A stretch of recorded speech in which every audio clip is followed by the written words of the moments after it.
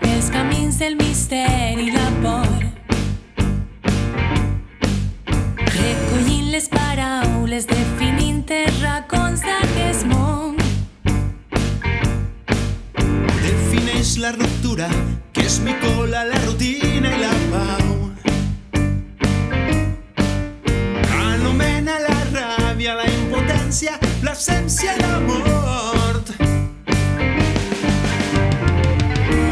Buscant el nom del món, escrius amb intenció, cercant paraules de llibertat.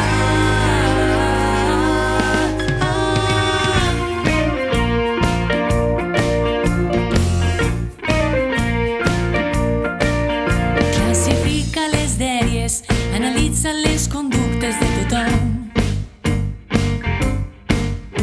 Amb prudència i coherència, ets un mestre metòdic del món.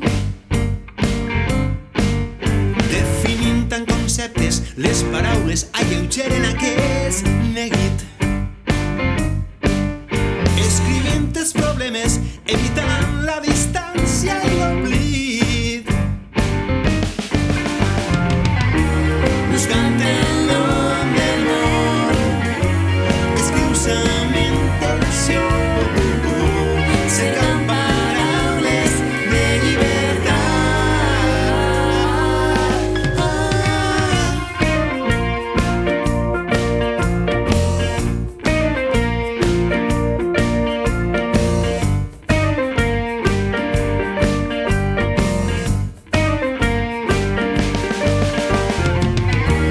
Buscant el nom del món, escrius amb